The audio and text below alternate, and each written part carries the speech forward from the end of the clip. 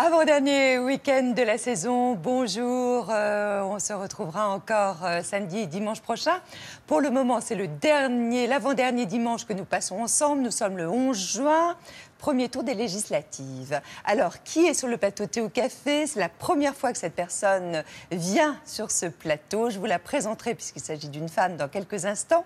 Mais auparavant, petit retour en arrière. Samedi dernier, c'était Julie Gaillet, notre invitée, et le lendemain, le dessinateur Planty. C'est la première fois que nous recevons cette femme qui est très libre et qui a le sens de l'engagement, c'est Julie Gaillet. Est-ce que vous vous considérez comme une bonne comédienne? Oui, je pense que je suis une bonne comédienne.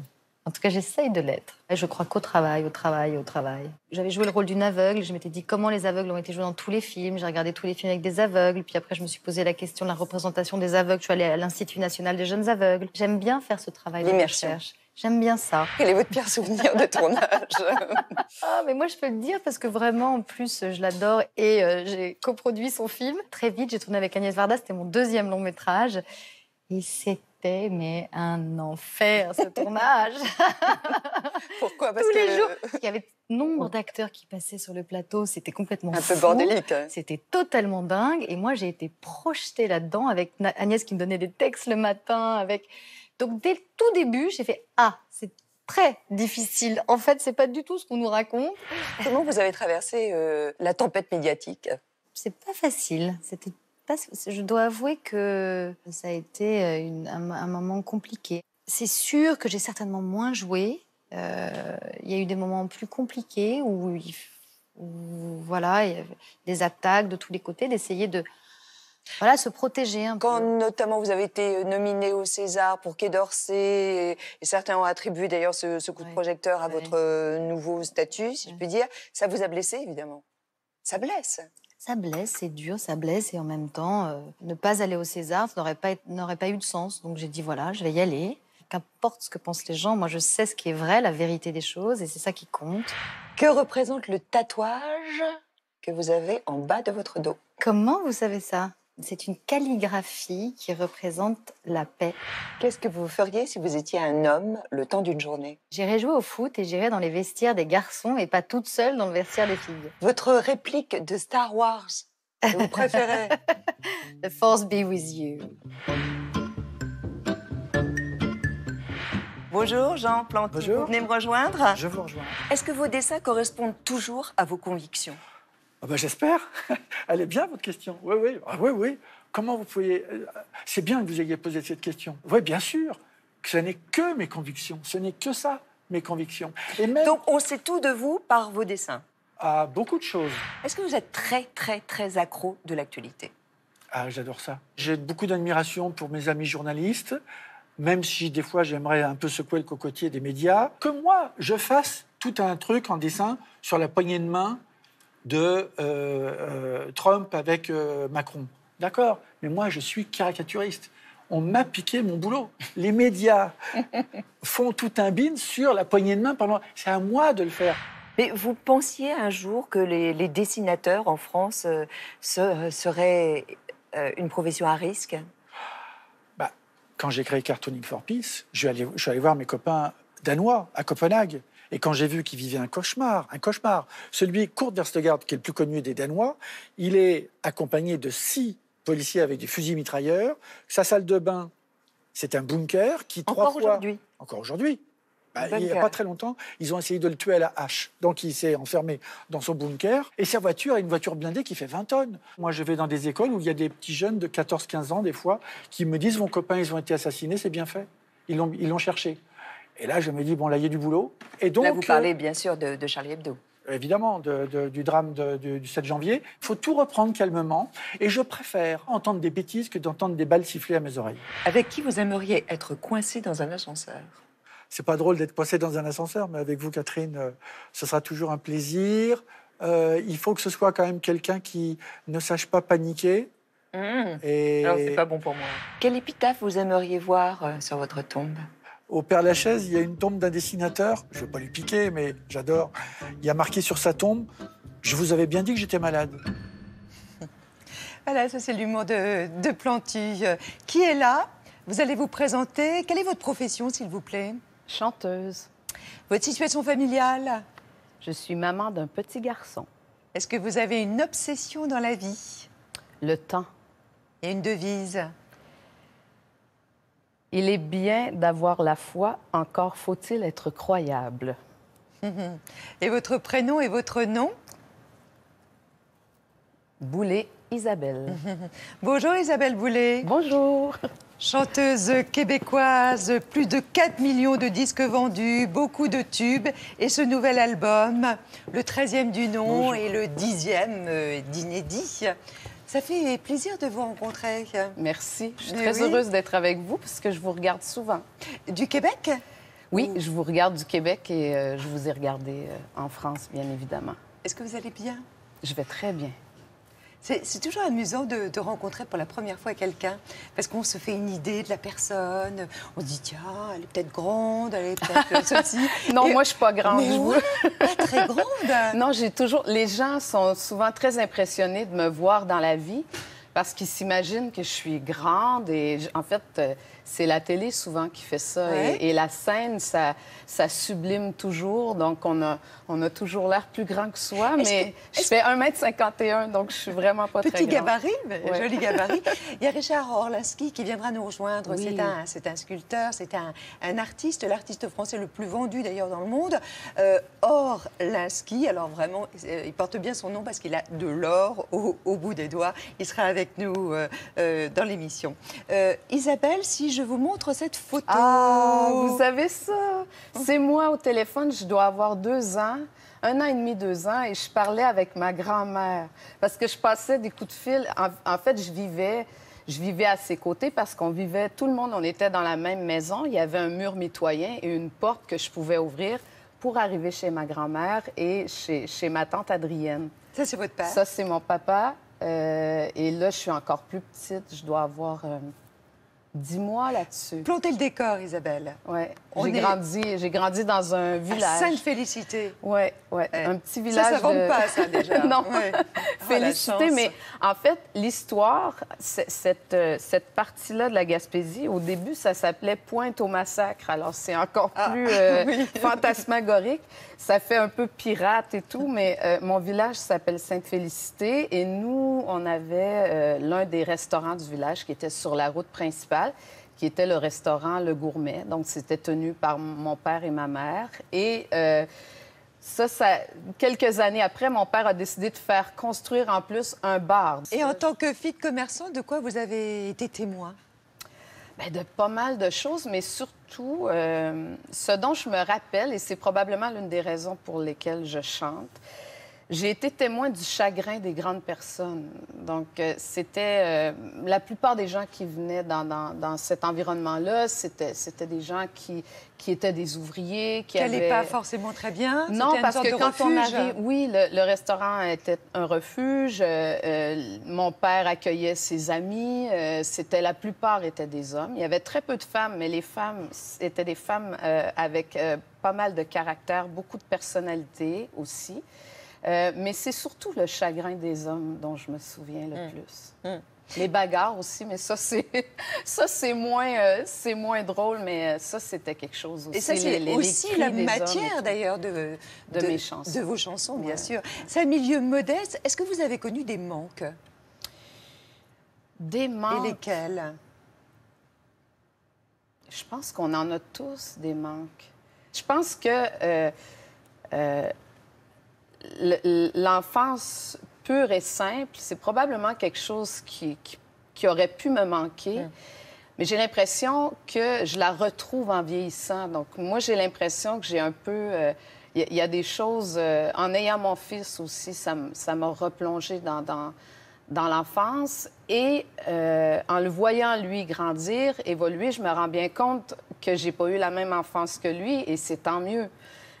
Mon fils, par exemple, il adore chanter. Et il voudrait participer à des concours comme The Voice Kids. Et vous ne voulez pas? Et je veux pas. Chez nous, trouvez que ça c'est trop s'appelle tôt? La Voix junior. Mais c'est trop tôt. Puis d'autant plus que moi, quand j'avais son âge, je chantais déjà. J'étais déjà sérieuse. Oui, eh bien ça, on a l'archive. C'est Elle vrai. est Mais à craquer, enfin, même, elle est, je dirais, croustillante, cette archive. Vous devez avoir, je ne sais pas, 6 ans peut-être, et c'est sans doute votre premier passage en public. Ça ne doit pas pleurer, tu mérites bien mieux que moi. C'est chuter là et oublie le passé, on ne peut recommencer. On dit qu'un homme, ça ne doit pas pleurer. Ah, vous avez une équipe formidable. Je sais pas, j'ai 6 ans. J'ai 6 ans et demi, je pense. C'est une archive familiale, non?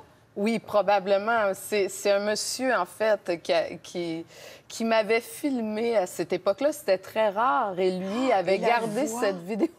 La voix qui perce. Hyper aiguë. Oui.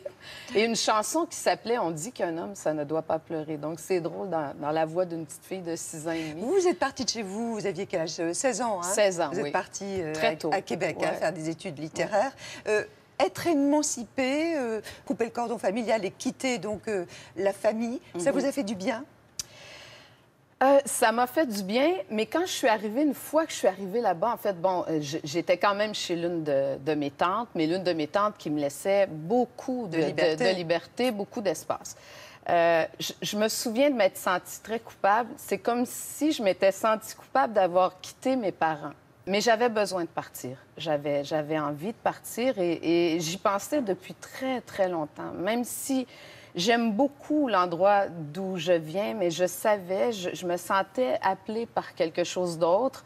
Et je me souviens quand j'étais toute petite, ma grand-mère paternelle, elle n'arrêtait pas de me dire... elle me prenait la peau entre le pouce et l'index, puis elle appuyait tout le temps comme ça en me parlant, puis elle me disait... J'espère que tu ne feras pas comme ma mère. Tu sais, ma mère, elle disait, comme grand-maman, elle dit, moi, je voudrais que tu fasses ce que tu aimes dans la vie. Puis elle dit, il y a une autre chose que je voudrais que tu réalises. Je voudrais que tu sois capable de gagner ta vie, d'être indépendante financièrement. Elle dit, comme ça, tu vas pouvoir aimer qui tu veux.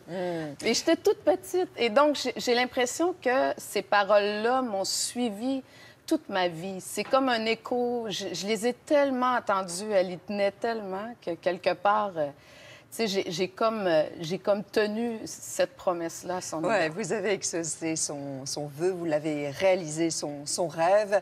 Votre portrait en 6 dates par Philippe Goeppers. Je me suis jamais considérée comme une chanteuse à voix. Et pourtant, c'est bien grâce à sa voix qu'Isabelle Boulay se fait connaître en 1991. Elle a 19 ans et remporte au Québec le Festival de la chanson de Granby. J'avais pas encore appris à canaliser mes émotions. Je me voyais trembler. 6 ans plus tard, Luc Plamondon et Richard Cochiante lui offrent son premier tube. Et la chanteuse québécoise conquiert le public français. Serge Ama, lui, ne l'oublie pas et réalise son rêve en 99. Chanter sur la scène de l'Olympia. Une première pour elle, tout comme ce baiser du chanteur. C'est pour ponctuer l'accord.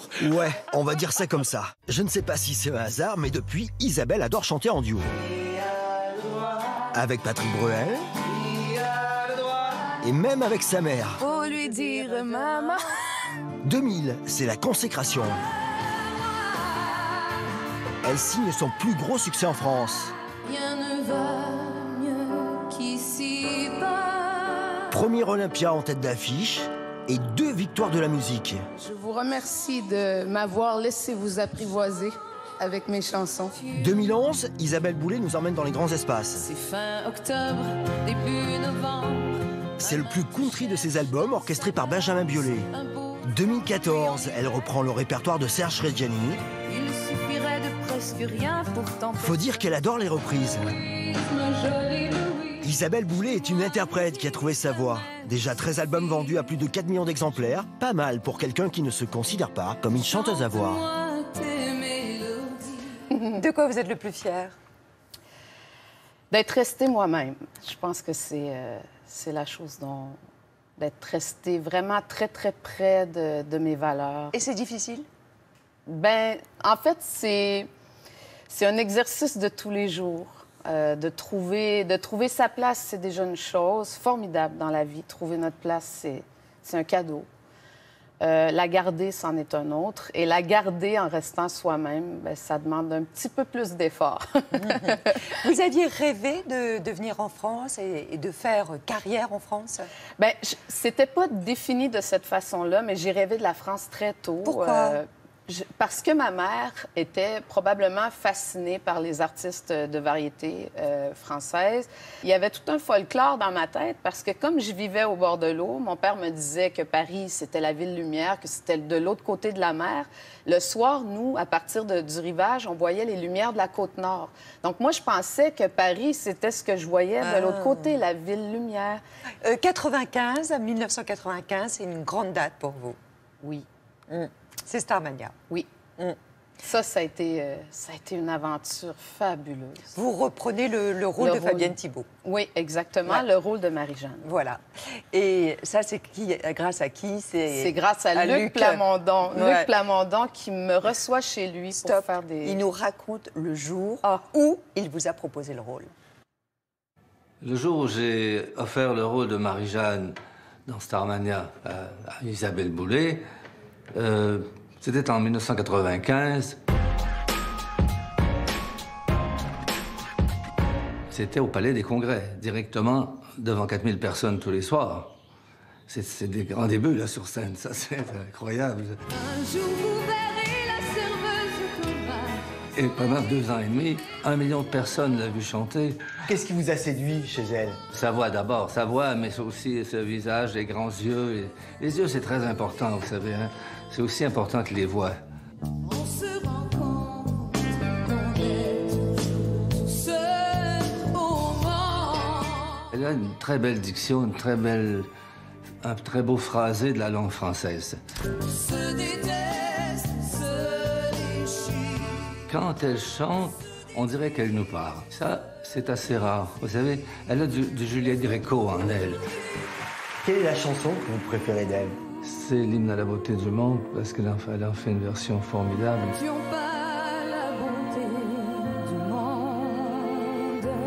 Cette chanson-là est un monument au Québec, mais elle l'a chantée beaucoup en France, Isabelle, et je l'en remercie. Je devrais continuer à la chanter aussi, bon, peut-être, jusqu'à ce que tout le monde la connaisse. Je t'embrasse très fort.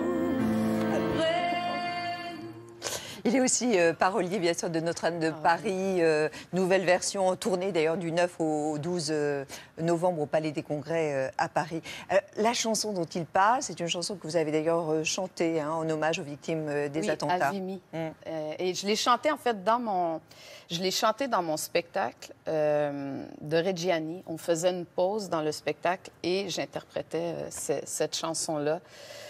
Qui est une espèce c'est un hymne à la solidarité, à retrouver des valeurs humaines. Et je crois que le rôle d'un artiste, c'est d'essayer d'apporter ou d'amener les gens vers la beauté de la vie, vers la beauté des choses, bien sûr, mais surtout les connecter avec la beauté du monde. Parce que c'est vaste. Toute l'inspiration que l'on prend, elle est partout dans la vie. Et Isabelle, les attentats, que ce soit bien sûr le Bataclan, mais ce soit aussi Manchester, est-ce que ça vous a fait modifier votre attitude, votre comportement par rapport à la scène, par rapport au public, par rapport à ces événements-là? Moi, je dirais que ça a plutôt... ça a renforcé une conviction que j'ai. Et je pense que plus que jamais, il faut vivre. Il faut vivre. C'est la seule chose qui nous reste. Est-ce que vous appréhendez, vous, de monter sur scène, désormais? Non. Non, moi, j'ai pas peur. Je me souviens, en fait, quand on a commencé la tournée Reggiani ici en France, la première ville où on a joué, c'était une ville qui avait été listée sur... en fait, c'était une ville qui était un peu... fragilisée, ou en tout cas, on avait menacé de commettre des attentats dans cette ville-là en particulier. Et moi, j'ai quand même demandé à mes musiciens, mes techniciens, à toutes les personnes qui S'ils étaient m'entouraient, d'accord. s'ils étaient d'accord pour qu'on fasse les spectacles. Et tout le monde s'est tenu debout. Et j'ai dit, moi, j'y vais de toute façon. Et je pense qu'il faut se tenir debout et il faut surtout se tenir la main les uns les autres. Être solidaire. Oui. C'est la chose la plus... C'est la meilleure réponse à cette violence. Mais c'est triste de voir que, quelque part, notre humanité, elle évolue pas tant que ça dans son cœur profond. La barbarie continue. Ça continue. On le disait, bien sûr, une voix, mais vous vous dites, vous, plutôt chanteuse réaliste et non pas chanteuse à voix, parce que maintenant, c'est assez péjoratif. Mais moi, je suis ravie qu'on me prenne pour une chanteuse à voix. Non, ça me fait vraiment plaisir. Ça me fait vraiment plaisir, mais je me considère plus comme une diseuse, quelque part. Oui, d'ailleurs, Luc dit bien, il vous compare à Joël Gréco. Quand même. C'est comme, pour moi, c'est la grande dame. C'est la grande dame de la chanson. Là, votre voix, vous la travaillez? Non. Non, je travaille pas beaucoup ma voix. Elle est naturelle. Oui, puis à chaque fois que je l'ai travaillée, ça a donné plutôt des résultats. Ça l'abîmait plus qu'autre chose. Qu'est-ce qu'elle dit de vous, votre ma voix? Ouais. Je sais pas. Elle me trahit beaucoup, en tout cas. C'est surtout c'est entre les... C'est comment la voix se module. Je l'ai d'ailleurs déjà perdu, ma voix, à un moment de ma vie qui était extrêmement difficile. La voix, ça suit la ligne des émotions. Donc le mental. Le mental, l'affect. L'émotion. Ouais. L'affect. Ouais, l'affect. La voix, c'est... La mienne, en tout cas, elle est vraiment très, très liée à mon affect. Vous êtes amusée pendant les 2 saisons de La Voix, puisque ça s'appelle La Voix au Québec, avec juste raison, alors qu'ici, ça s'appelle The Voice. Vous auriez pu y participer, vous, à vos débuts? Vous auriez aimé je pense que j'ai l'impression que j'y aurais participé. C'est sûr qu'aujourd'hui, je pense que j'aurais eu moins d'audace à l'âge que j'ai de me présenter dans un concours comme celui-là. Là, on vous voit, hein? Oui. On vous voit. Ah! Ouais. Ah, mon Dieu! Oui. C'est avec Abigail, qui est... En fait, c'est cette jeune fille, c'est la petite fille de Marie Cardinal, l'écrivaine. Je l'ignorais, mais non, elle a pas. Elle était dans mon équipe, mais non, elle n'a pas gagné. Mais j'aime vraiment, j'aime ça faire la voix parce que ça me permet de rencontrer des gens exceptionnels. Moi, je trouve qu'une voix, c'est une empreinte et ça parle de l'humain qu'il y a derrière. Et c'est ça qui me fascine. Et c'est bien l'idée de choisir la personne à l'aveugle? Ah oui. C'est un vrai plus? C'est un grand plus. Parce qu'on n'est pas influencé par un physique, on n'est pas influencé par quoi que ce soit qui est pas si important que ça au final. Donc oui, je trouve que c'est une des plus belles façons de choisir quelqu'un, juste par ce qu'on ressent à partir de la voix.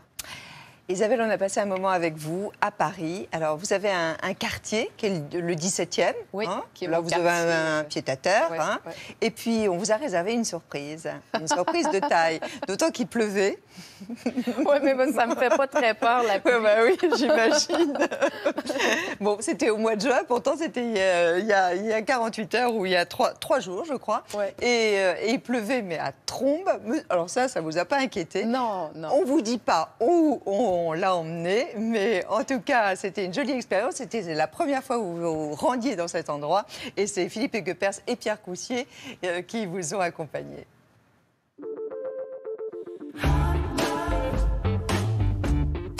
On est dans le 17e et je pense que je m'y suis attachée à ce quartier-là parce que c'est le premier quartier dans lequel j'ai vécu à Paris.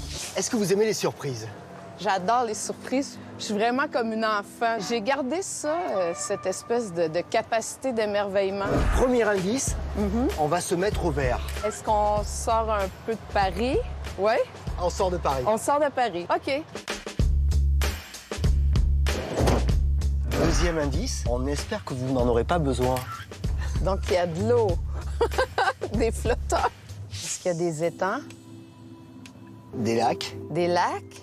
Est-ce qu'on va au bois de Boulogne? Oui, oui! Ah, je rêve d'y aller. Est-ce qu'on s'en va faire de la barque? Oui! Oh, je suis contente! Là, on entend la pluie, mais on devrait être... ça va, je suis capable de braver les intempéries. Si on n'avait pas des moments de tourmente, si on n'était pas un peu bousculé, je pense qu'on serait pas en mesure d'apprécier autant. Voilà, il y a de l'orage, il y a du tonnerre, des éclairs. Et puis après, il va y avoir une éclaircie, puis on va trouver ça encore plus beau. Ah, c'est beau. Moi, j'aimerais bien avoir une maison juste là, au milieu. Une petite maison d'écrivain. Peut-être que je me mettrai à écrire à un moment donné. Vous êtes quelqu'un de solitaire? Assez, oui. J'ai grandi avec le vent en pleine face, donc je suis capable d'en prendre. Vous êtes quelqu'un de solide? Je suis assez solide. Je suis une personne extrêmement sensible, hyper sensible, mais assez inébranlable.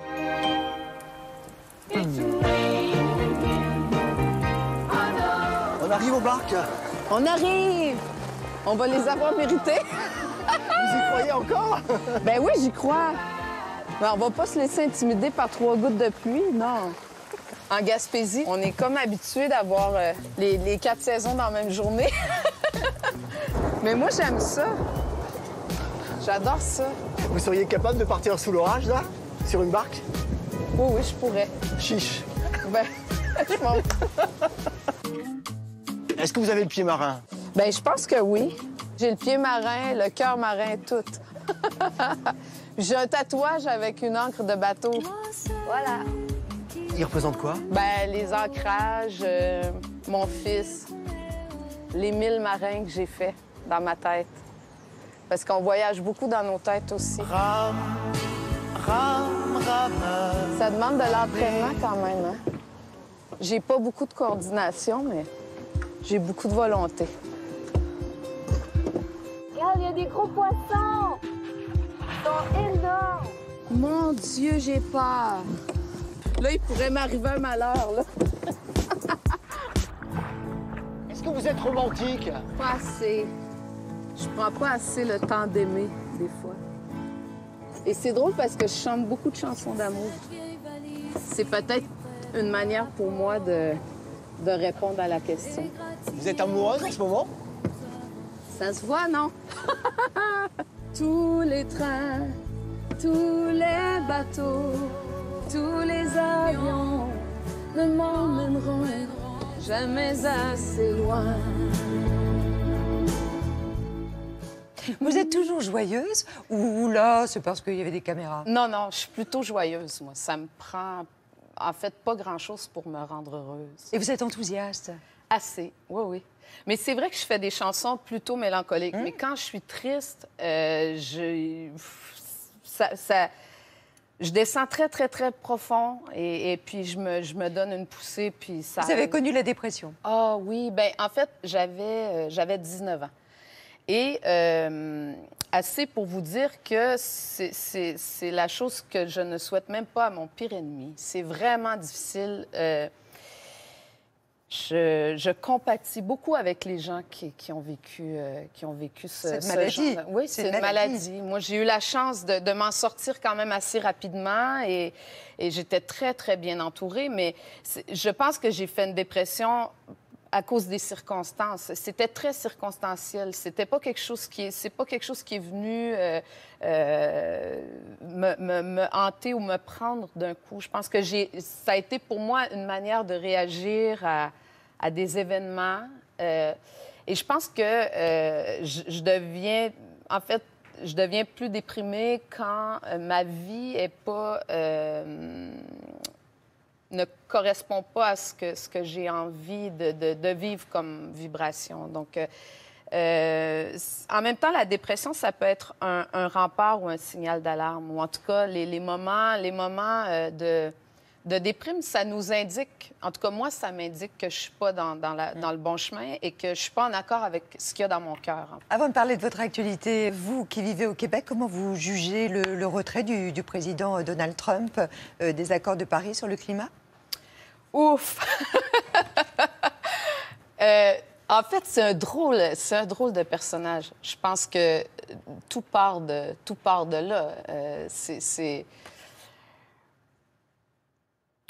Les raisons qui ont poussé cet homme-là à faire de la politique sont sont pour moi encore nébuleuses. Donc, quand on fait de la politique, c'est pour soutenir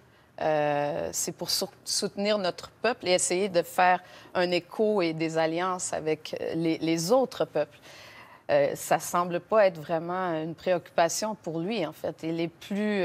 c'est quelqu'un qui est plus dans les barrières et les limites et à un moment donné... je sais pas, il me fait beaucoup rire, moi. Donc, voilà. Mais bon, en même temps, il me fait rire, mais ses décisions m'attristent. 6 ans. C'est long, hein? 6 ans? Ben oui. 6 ans. Ah, pour un nouvel album? Oui. Oui, mais qu'est-ce que vous avez fait durant tout ce temps? Bien, j'ai attendu mes chansons, mais j'ai surtout fait une parenthèse en allant dans le répertoire de Serge Reggiani. Oh, Donc, vous ne voudriez pas me chanter Il suffirait de presque rien, comme ça, a cappella, pour le plaisir? Ah, ben avec plaisir. Il suffirait de presque rien, peut-être 10 années de moins, pour que je te dise je t'aime. Que je te prenne par la main pour t'emmener à Saint-Germain, t'offrir un autre café crème. Elle est jolie. Elle est jolie, comment peut-il encore lui plaire? Elle au printemps, lui en hiver. Mais pourvu que ça vous donne envie de chanter, c'est ça. Non, mais c'est ce que je trouve beau quand on chante, donner envie aux autres de chanter, c'est une chose formidable.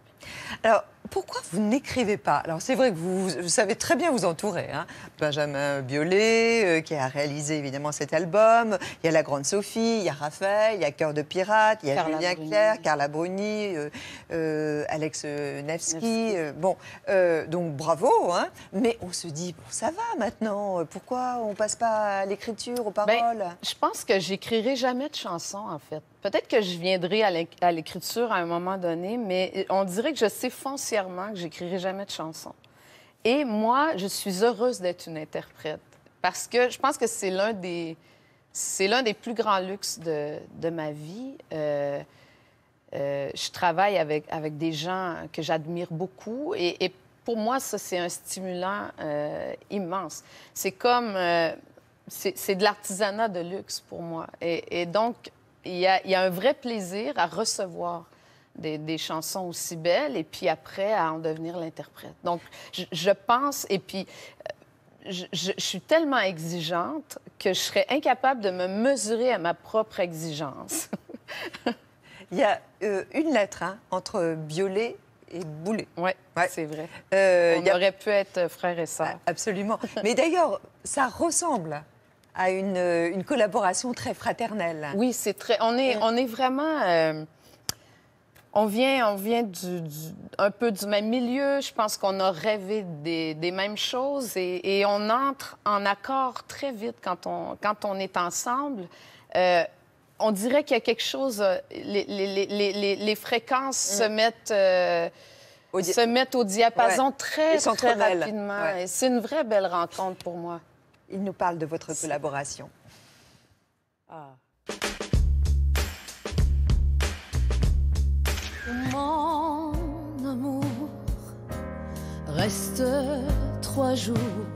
Isabelle, elle est capable d'une espèce de folk très lumineuse, très, très solaire, et aussi elle aime la chanson française assez capiteuse, assez profonde, assez dure. Danser comme un seul homme. Cette chanson d'amour-là est une chanson sous forme de supplique. C'est quelqu'un qui se met pas dans la position totalement de victime ou de personne soumise, mais c'est quelqu'un qui parle à son amour de manière un peu passionnelle et passionnée. Sans mystère, entends mon cœur qui gronde. On se connaît depuis qu'on a 25 ans. Chaque album, je découvre des choses nouvelles d'Isabelle dans sa possibilité de s'accaparer les chansons. Notre amour s'envole comme les avions d'école.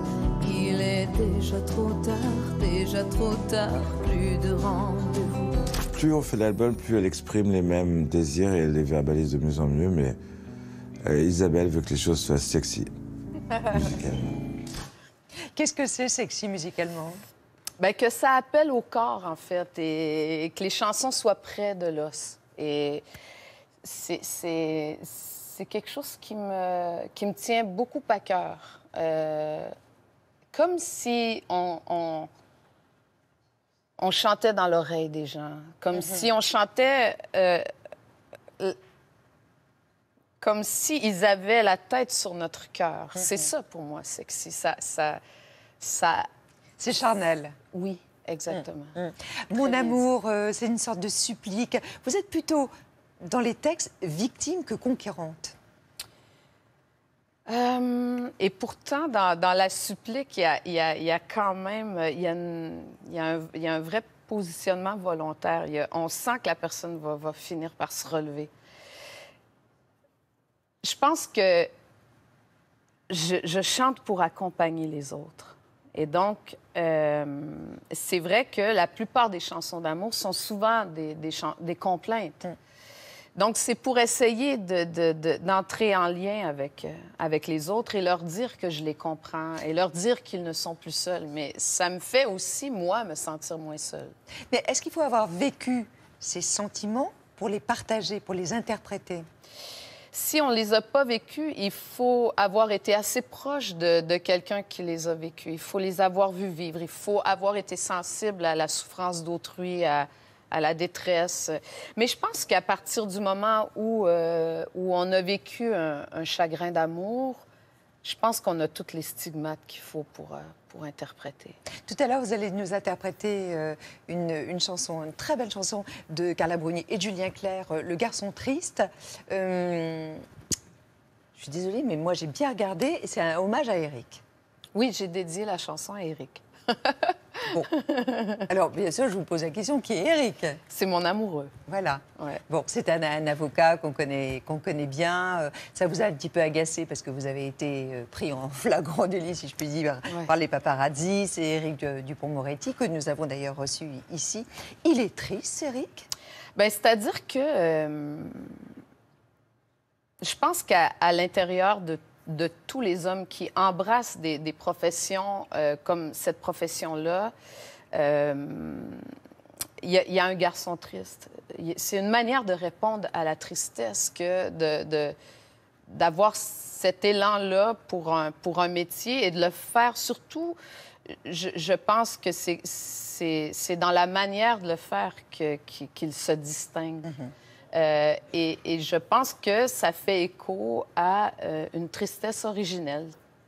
De vous deux, quelle est la vedette?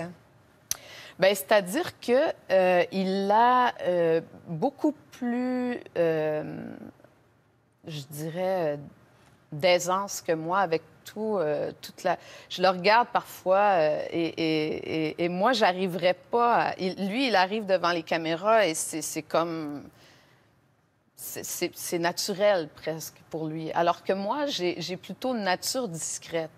Il a plus les stigmates de la star que moi, en fait. C'est un orateur, c'est son métier. Oui, aussi. oui, c'est son métier, mais il a la stature. Mais c'est ça, je pense qu'il y a des gens qui ont le talent d'être des stars. Et lui, il a ce talent-là. Donc, voilà. Vous êtes bien humble en disant ça. Non, mais bon, en même temps, je me considère vraiment comme une ouvrière de la chanson. Après, une artisane. Oui, quelque part. J'ai jamais fait ce métier-là pour être dans la lumière. C'est pas la première des raisons pour laquelle je fais ce métier-là. Je le fais... Je le fais par conviction profonde, en fait. Des chansons parfois tristes, parfois mélancoliques, mais vous êtes de nature, on le disait, très gai. On a trouvé un moment très drôle. C'est du cœur à ses raisons. Oh, mon Dieu, oui. Ouais. Alors, elle peut être folle dingue. Je vous le dis, elle est très décalée. Regardez, c'est une parodie, en fait, hein, de quoi, de l'amour. C'est un peu, oui, c'est ça, de soap opéra, en quelque sorte. Ouais. Regardez. Couverture? Non, merci. Googie Macpherson. Prête. Vous vous connaissez? Googie fut jadis ma fiancée. Nous n'étions pas que fiancés, Brett. Vous m'avez abandonné à l'église. Googie, je ne vous ai jamais aimé. Mais pourquoi m'avoir abandonné à l'église? Pourquoi? Non, ce n'était pas une église, c'était une pépinière et je ne vous ai pas abandonné. Je reculais la voiture afin d'y charger un sac de fumier. Ne jouez pas avec les mots. Mais c'est pour le plaisir de quoi? De casser un peu l'image Non, j'avais quoi? une envie irrésistible de jouer avec ces acteurs-là. Ça, c'est Marc Labrèche. C'est un des plus grands acteurs au Québec. Et il y a Anne Dorval. Anne Dorval qui joue dans les films Mommy. de Xavier Dolan. Et ça a été très, très populaire chez nous. Et quand ils m'ont invité à faire l'émission, j'ai pas pu résister. J'avais envie de me retrouver avec eux et on a beaucoup rigolé. Ouais, oui. Mais j'aime bien, c'est vrai que les gens m'attendent jamais dans ce genre de situation-là, mais je suis plutôt quelqu'un qui aime rire. J'adore rire. C'est une des choses que j'aime le plus. Est-ce qu'Isabelle Boulay, vous souhaitez que je vous permette de rencontrer l'artiste français qui vend le plus au monde? Il est sur ce plateau. C'est Richard Orlinski qui va venir sur ce plateau. Bonjour Richard. Bonjour. Comment allez-vous? Très bien. Bonjour à vous. Bonjour. Merci d'être là. En effet, on va parler tout d'abord, il y a une exposition à Saulieu, il y a un livre, Pourquoi j'ai cassé les codes chez Michel Lafon. Alors, on va déjà expliquer que vous, c'était pas du tout votre métier, sculpteur, vous étiez dans l'immobilier et à 37 ans, à l'âge de 37 ans, vous allez vous convertir, si je puis dire, à la sculpture. Qu'est-ce qui s'est passé dans votre tête? Alors, c'était pas mon truc, c'est pas tout à fait exact, parce qu'en fait, quand j'étais petit, déjà, dès l'âge de 4 ans, je faisais déjà des sculptures animalières, donc c'était quelque chose déjà qui était présent en moi. J'ai continué quand même un petit moment, et puis il y a un moment où, dans la, on va dire, préadolescence ou adolescence, cette activité, c'était pas très rock'n'roll, pas très glamour, surtout avec les filles, etc. Faire de la poterie, c'était pas le truc le plus tendance du moment. Et préféré. Vous auriez dû faire du rock. Voilà, exactement. Et de la country. Justement, j'ai fait. Mais il a l'air d'un rocker, donc là, il y a les habits en tout cas. Il a déjà l'apparence. Ouais. Donc j'ai fait d'autres choses. Après, je me suis adonné. Le foot, ça marchait mieux, la musique. Enfin, il y avait des choses qui étaient effectivement qui étaient plus tendance. Et j'ai repris, on va dire, vers l'âge de 20 ans. Mais c'était un hobby. Donc c'était vraiment pour m'amuser. C'était une passion, en réalité. Et après, j'ai voulu faire quelque chose avec ça. Mais le problème, c'est que je me suis dit qu'il y a très peu d'élus. C'est quand même quelque chose d'assez compliqué. Artiste, c'est quelque chose... Il y a beaucoup de prétendants et très peu d'élus. Et j'étais pas issu d'une famille fortunée. Donc, vous avez choisi notre voie. J'ai choisi la voie traditionnelle, j'ai eu un bac, j'ai fait un cursus universitaire, je me suis dit, c'est compliqué, donc Allez, je vais faire de l'immobilier. Oui, j'ai fait d'abord des études, et ensuite, effectivement, j'ai fait de l'immobilier parce que je voulais avoir une envie aussi de créer une famille et subvenir aux besoins de cette famille, donc du coup, Mais alors, comment s'est passé, Richard, votre insertion dans le monde de l'art? C'était très compliqué. Moi, j'avais aucune idée, en fait, de comment ça se passait. En fait, c'est des amis qui m'ont dit, ça serait bien, tu fais des choses, mais ça serait bien de les montrer quand même un jour ou l'autre.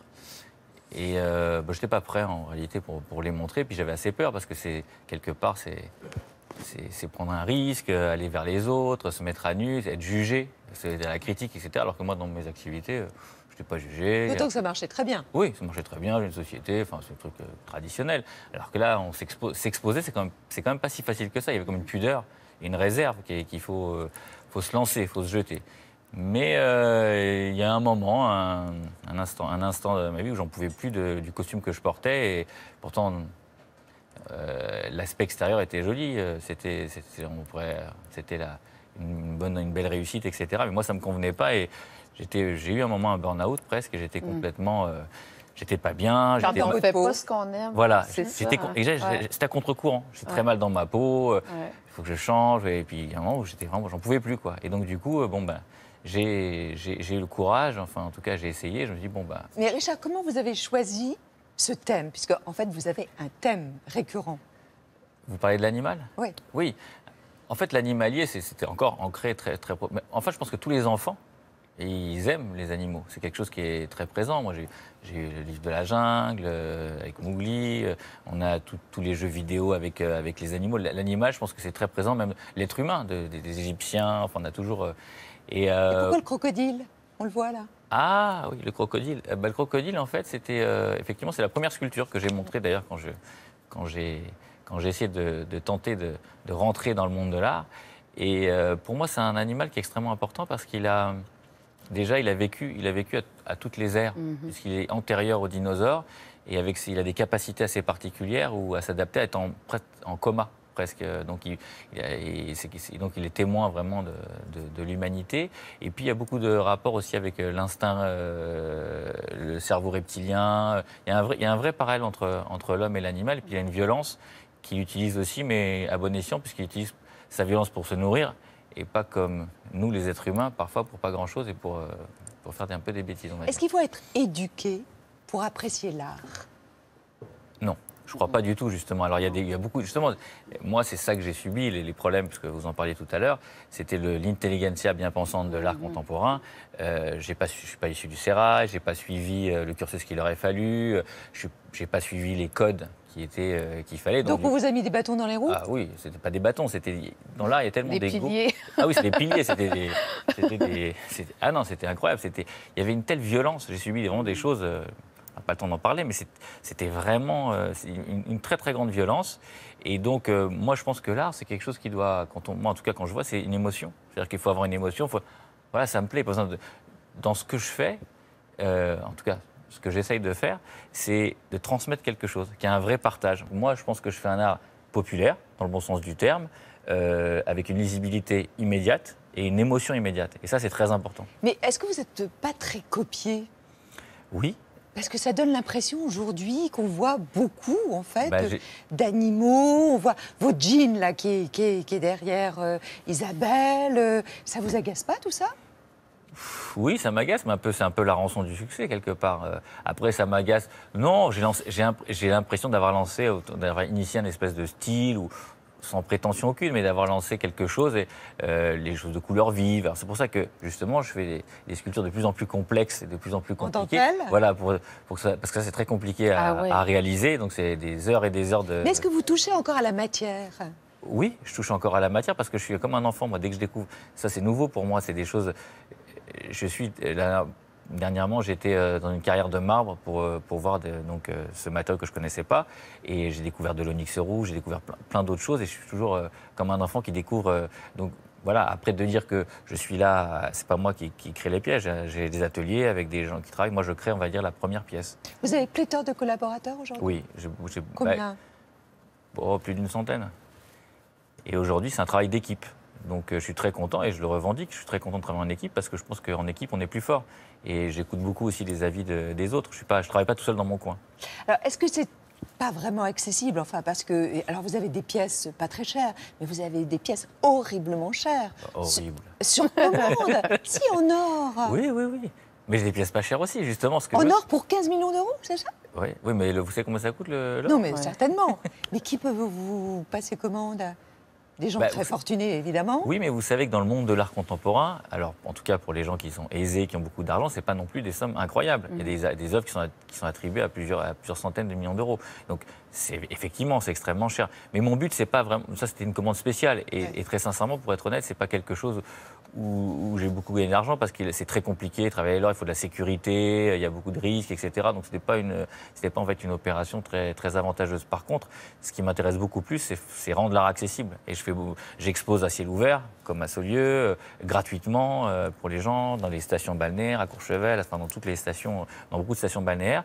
Et de rendre l'art accessible, je le fais notamment avec Disney, où j'ai réalisé des Mickey magiciens, et qui sont en vente pour quelques dizaines d'euros. Moi, personne tout seul, j'aurais pas pu le faire, j'aurais pas pu vendre, parce que moi, pour produire une pièce comme ça, je suis pas équipé, et ça coûterait beaucoup trop cher. Donc, je suis très content que des enfants puissent acheter. Ou là, j'ai fait le Pac-Man récemment, parce que j'ai des sculptures pour quelques dizaines d'euros. Pour moi, ça, c'est vraiment une consécration. Isabelle, vous savez que de plus, c'est un concurrent à vous. Pour vrai? Ouais, parce qu'il est DJ et surtout, il a sorti déjà 2 singles et bientôt... Un album et un troisième. Album. Voilà. Un concurrent, je blague, hein, évidemment. Hein. Non, je ne peux pas être concurrent. J'ai pas de concurrent, moi. J'ai que des amis, j'ai aucun concurrent. C'est bien. C'est ce que je raconte d'ailleurs dans mon livre, que j'ai aucun concurrent. Mais alors là aussi, il est fantasque, Richard, et il va jusqu'au bout de ses rêves. Mais comment on passe de la sculpture au monde de la musique? Est-ce que vous avez été marginalisé par le monde de la musique tout autant que vous l'avez été par le monde de l'art. Beaucoup moins. Beaucoup moins. Mais pour moi, l'art, quand on parle d'art, l'art c'est universel. À partir du moment où on a une sensibilité artistique, je pense que même Isabelle pourrait créer. À partir du moment où on a envie de créer quelque chose, c'est déjà une émotion. Faire quelque chose, c'est déjà de l'art. Après, c'est subjectif, que ce soit joli, pas joli, enfin bien, pas bien.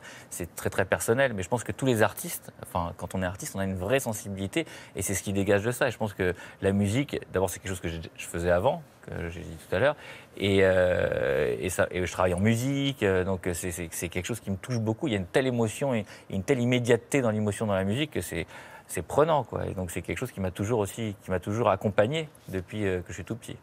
En fait, ce qu'on a compris, Richard, c'est que vous vouliez franchir les frontières, les lever surtout, les barrières.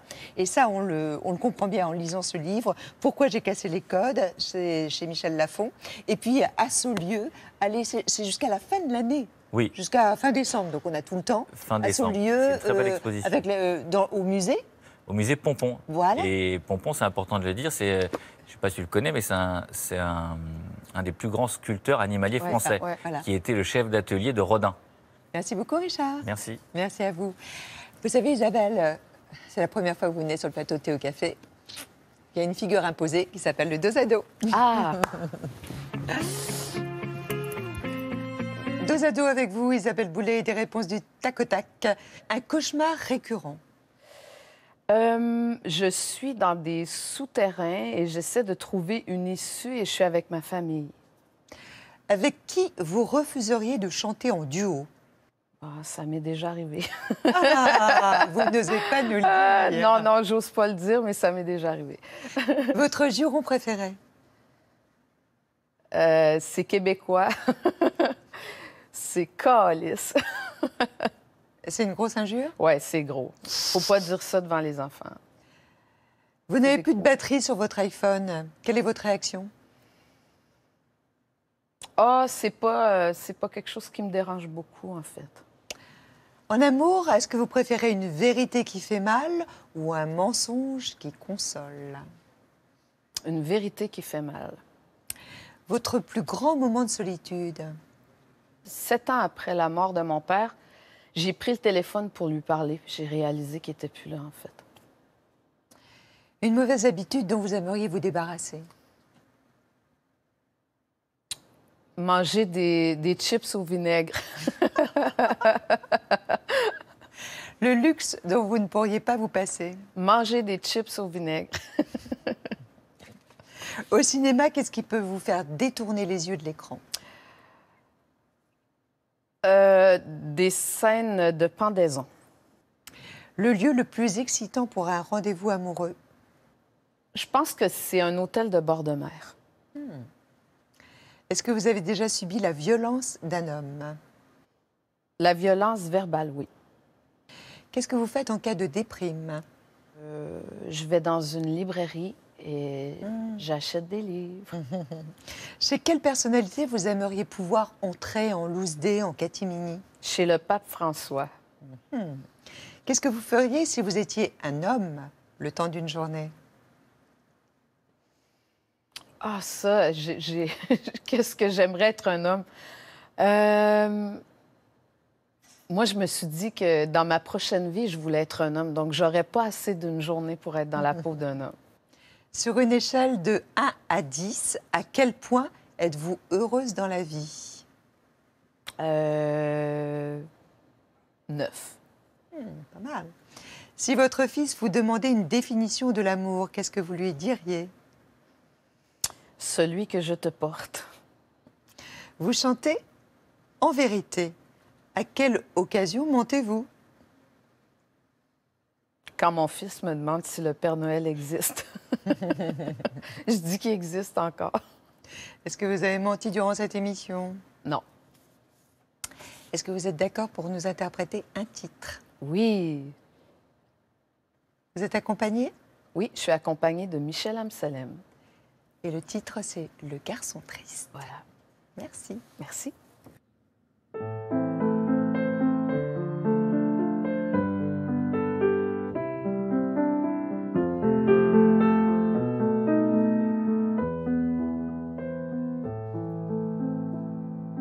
Et c'est un garçon triste qui connaît bien l'attente.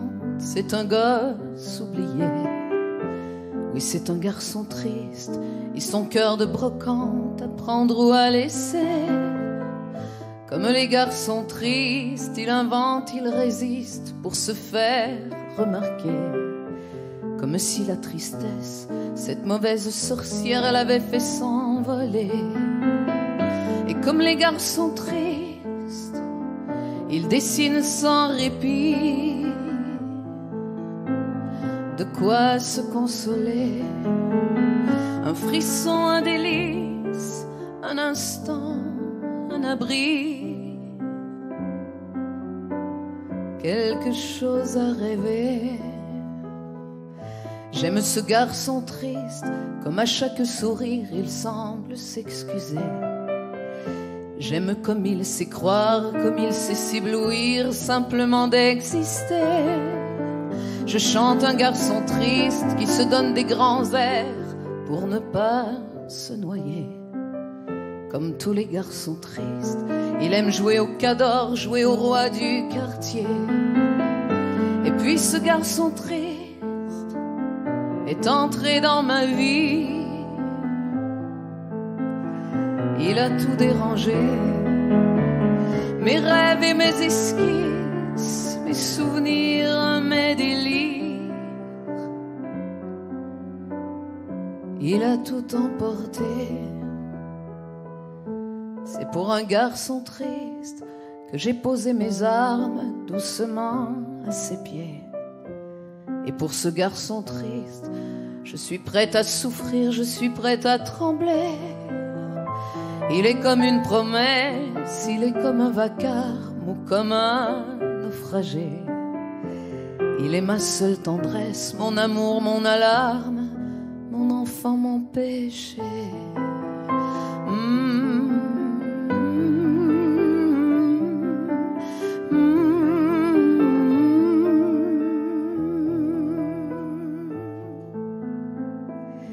Il est comme une promesse, il est comme un vacarme, comme un naufragé. Il est ma seule tendresse, mon amour, mon alarme, mon prince et mon péché.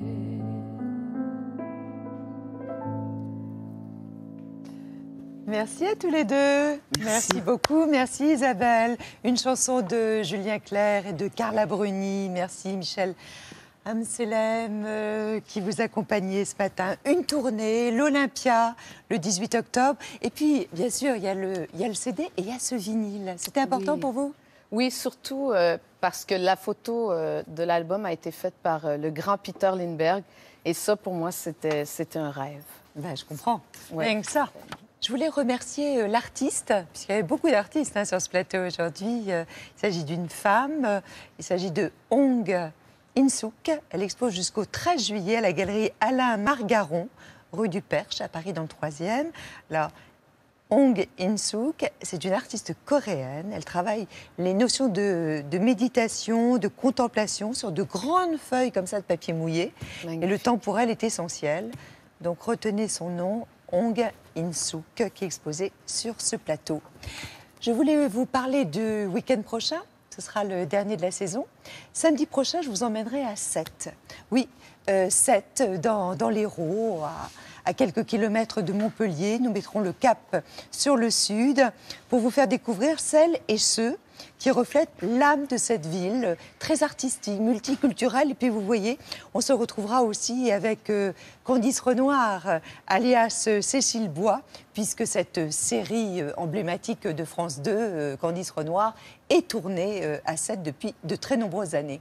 Et le lendemain, ce sera la dernière émission où on vous proposera, comme on dit au Québec, un florilège et non pas un best-of.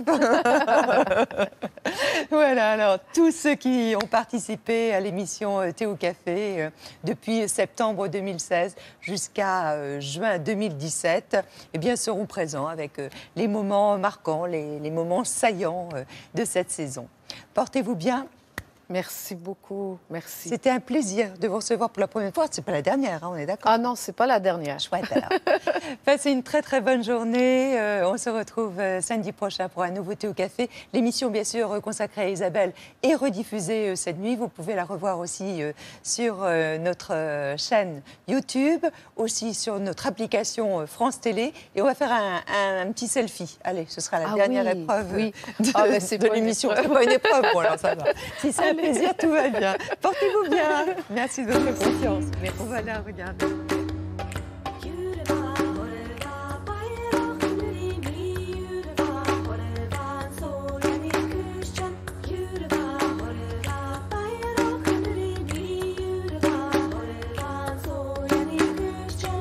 She